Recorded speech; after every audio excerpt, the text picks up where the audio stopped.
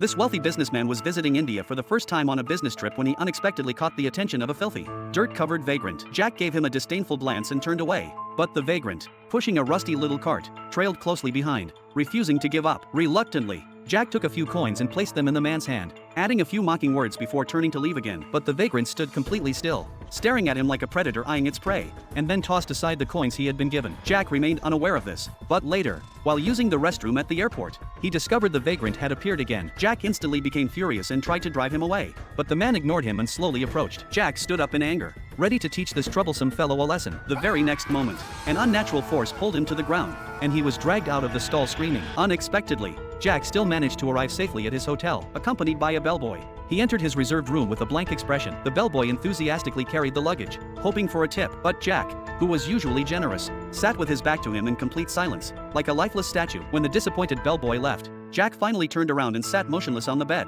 expressionless. Then his facial muscles twitched slightly, and a red liquid began gushing from his obese body at a speed visible to the naked eye. Even stranger, his eyes had turned the same red as blood. The following morning, police arrived at the scene after receiving a report, discovering a set of fingerprints on the bedsheets that looked like they belonged to a child. But based on the manner of Jack's death, the killer could not possibly have been a child. Jenny conducted an autopsy and determined that his time of death was between 24 and 36 hours earlier, meaning he had already died before leaving India. In other words, a corpse had flown from India to the United States, taken a taxi, and checked into a downtown hotel. Such an event clearly defied logic. They immediately contacted the Indian consulate and learned that just 3 weeks earlier, another American businessman had died in a hotel in exactly the same way as Jack. When Jenny reviewed the autopsy report, she found the recorded weight to be 238 pounds, yet the man's passport listed him at only 205 pounds. That 33-pound difference was undoubtedly a critical clue. Suddenly, she had a chilling theory. Perhaps the killer in both cases could freely enter and exit the victim's body, and was in fact a stowaway with the physique of a child. That would explain the tiny fingerprints found at the scene. If they weighed Jack's body, she was certain it too would be 33 pounds heavier. Meanwhile,